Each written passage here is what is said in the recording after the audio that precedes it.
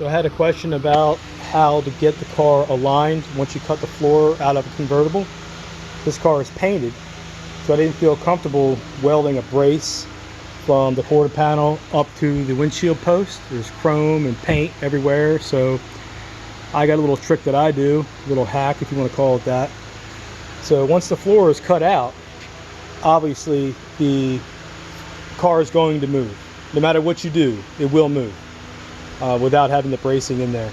So I have a little trick that I do here. I'll show you. I try to illustrate it. So I cut this out of cardboard real quick.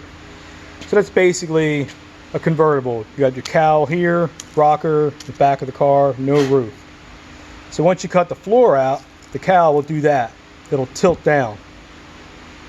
Sometimes the back will do the same thing.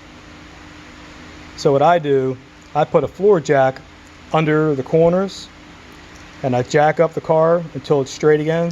So it's like that. I put the jack under it and it's straight again. And then I give it another little tweak and push it up a little higher. In this case, I only needed the one jack in the front. The back of the car is solid, didn't move. So I push the front of the car up until I get my door gaps just right. The doors open and shut like I like.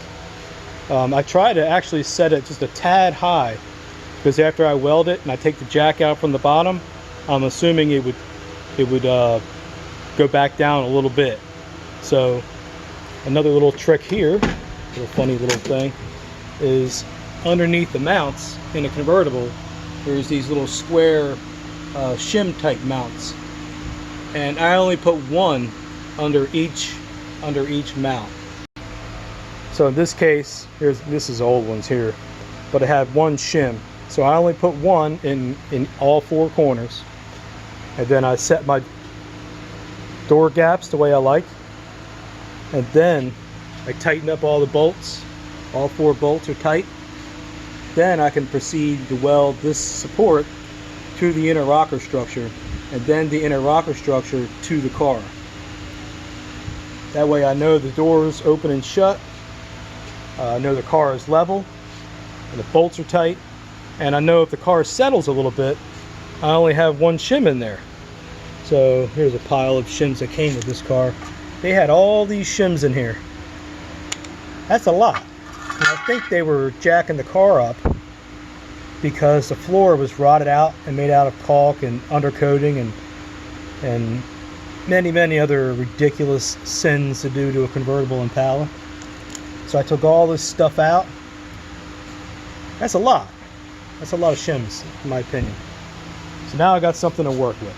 So now the car is going to be solid, and I have some adjustability.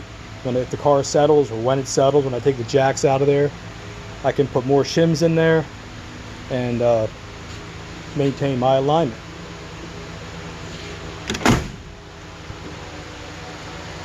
That's how you do that.